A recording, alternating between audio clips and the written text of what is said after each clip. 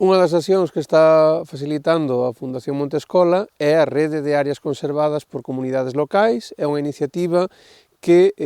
digamos, trae xunta a un lugar común ás comunidades que están facendo xestión ou que lles gustaría facer unha xestión con resultados positivos en termos de conservación da natureza. Hoxe inclúe xa máis de 70 comunidades de montes que representan 30.000 hectáreas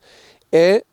entre as cousas concretas que están saindo dai son visitas de intercambio como estas, onde as comunidades nos xuntamos cunha comunidade anfitrioa para coñecer os problemas e compartir visións, solucións dentro do territorio, e outra é un atlas de boas prácticas de conservación comunitaria que queremos precisamente poñer en valor e facer público todo ese traballo que se está facendo desde as comunidades da rede. O Atlas de Boas Prácticas de Conservación Comunitaria incluirá entre 25 e 30 casos, e en cada un deles entre 3 e 4 boas prácticas moi concretas, como pode ser, por exemplo, a do Monte de Laza, na que estamos hoxe, e entre outras accións, digamos, que nos parecen singulares, é a renaturalización dunha serie de pozas, digamos, que temos aquí detrás,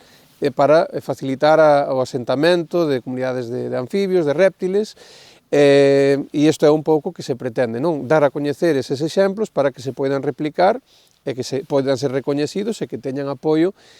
para que se poidan facer tamén noutros lugares.